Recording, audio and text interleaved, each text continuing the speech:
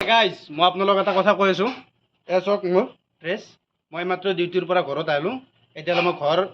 Just আহি পালোঁ আৰু মই বেগটো থোৱা নাই বেগটো থলোঁ আপোনালোকক মই এটা বস্তু দেখাই আছোঁ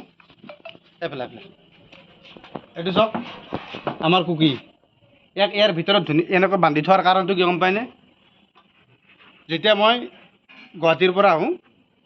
তেতিয়া মই বাট পালে কি কৰোঁ মাইক ফোন মাৰি দিওঁ আৰু মাইক ফোন মাৰি দিলে মাইক কি কৰে ইয়াতে বান্ধি থৈ দিয়ে আৰু ইয়াক বান্ধি থৈ দিয়াৰ কাৰণটো মই কি আপোনালোকক দেখাই আছোঁ ঠিক আছে আপোনালোকে চাই থাকক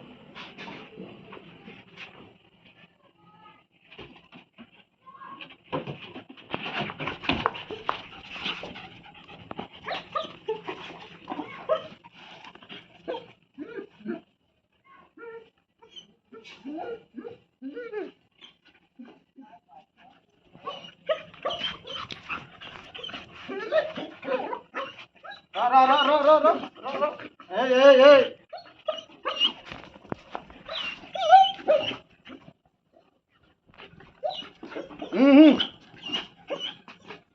Hey.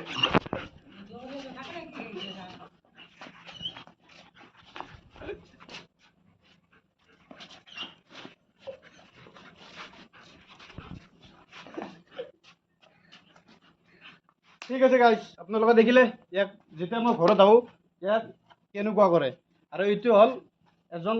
মানে এটা যিজনে এটা কুকুৰ ৰাখে আৰু কুকুৰটো যেতিয়া মানে অনাৰৰ প্ৰতি কুকুৰ এটা অনাৰৰ প্ৰতি কিমান অবিডিয়েঞ্চ এইটো বস্তু বুজা যায় আৰু বহুত মৰমীয়াল হয় আৰু যেতিয়া মই ঘৰত আহোঁ তেতিয়া সি এনেকুৱা মানে কৰিব ধৰে মই এসপ্তাহৰ মূৰত আহোঁ মই যিহেতু কালি বন্ধ আছে মোৰ 15 আগষ্টৰ কাৰণে কালি বন্ধ আছে আৰু চানডেও বন্ধ আছে মোৰ আৰু সেইকাৰণে কি কৰোঁ যেতিয়া মই আহোঁ ন তেতিয়া সি বন্ধত আহিলে যে এনেকুৱা মানে এটা কৰে সেইটো তাৰ কোনো হেৰি নহয় এইটো তাৰ মৰমৰ যি মোক ভাল পায় সেইটোৰ কাৰণে এনেকুৱা কৰে ঠিক আছে ভাই ঠিক আছে গুড নাইট